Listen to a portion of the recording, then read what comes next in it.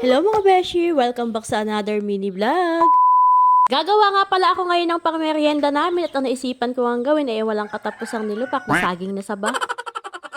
May nakita nga ako din yung saging na saba sa sagingan at hindi na nga kinuha nung nagtiba dahil nga payat pa. Iniwanan na nga nila din at ipapakain na nga lang daw sa baboy. Aba, sayang naman kung ipapakain nga lang lahat ito sa baboy kaya naman kukuha nga ako at maigi nga din gawing pangmeryenda namin. Sobrang papayat nga naman pala nitong mga saging na ito kaya naman pala iniwan. Parang ikaw iniwan niya. Char! Sa mga puntungan yan mga besya, ay pinigtas-pigtas ko na nga itong mga saging at isa-isa ko na nga inilagay dito sa kawali. Habang ako nga ay busy din, ay may dumating pa nga akong bisita at isang pamilya nga sila. Ayan, kinain pa nga yung mga hinog na saging.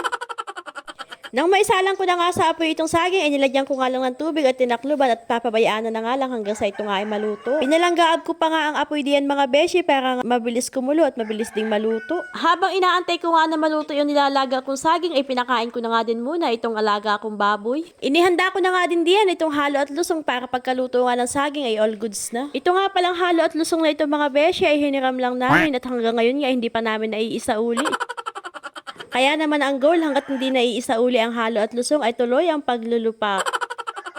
Naluto na nga pala mga beshi itong nilalaga akong saging kaya naman inilagay ko na nga dito sa timba para nga mabilis lumamig. Kapag nga kami ay nagdulupak ay inuuna nga namin itong balat ng saging para nga makasigurado na malinis na yung lusong. Ayan at pagkatapos ay sunod namang ilalagay ay eto na nga saging. Bali itong nilupak nga na ito na gagawin ko mga beshi ay tipid version or low budget. Paano ba naman kasi dalawa nga lang ang ingredients nito. Kung dati nga naglalagay kami ng asukal, gatas at royal pero ngayon ay hindi nga ako maglalagay ng ganun. Ang ilalagay ko nga pala mga beshi itong fudge it caramel na tira pa nga nung kapatid ko nung gumagawa pa siya ng cake. Malapit na kasi itong ma-expire kaya naman gagamitin ko na kaysa nga masayang lang. Tipid version nga itong nilupak natin ngayon pero sosyal, caramel ang lasa.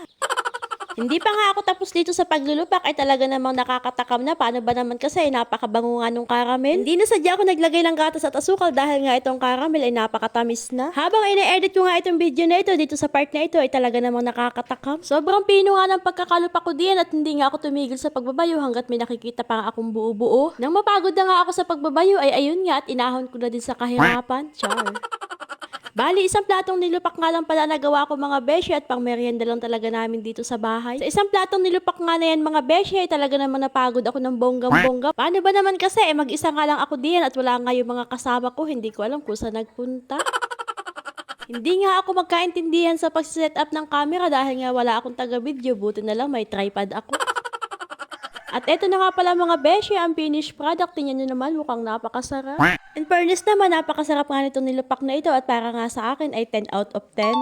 Fast forward, kinahapunan at malapit na nga itong gumabi ay may nagpabook nga sa akin na magpapaayos nga daw ng buhok. At dahil nga hindi pa tayo Disney Princess kahit pa nga gabing-gabi na ay di for the go.